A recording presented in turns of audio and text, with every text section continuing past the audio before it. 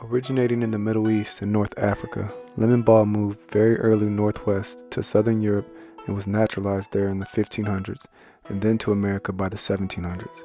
The ancient Greeks believed that lemon balm and bees have a strong relationship and that bees would never abandon a hive if the herb grew nearby. The Greeks also believed very strongly in Melissa, a popular nickname of lemon balm and the name of the genus, as a promoter of life. Lemon balm is a common garden herb and a part of the mint family. It is easily cultivated, non-discriminating plant that can be grown from seed, self-seeding, or cuttings in virtually any soil.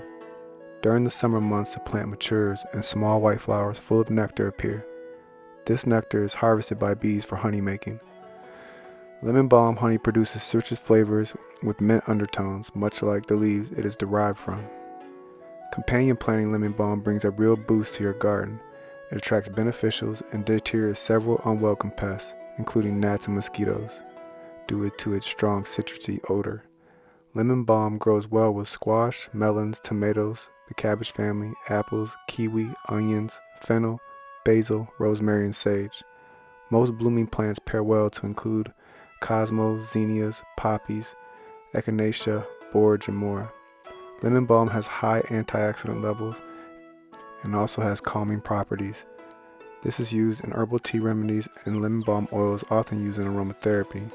Balm leaves contain many essential oils and is advocated as a memory booster.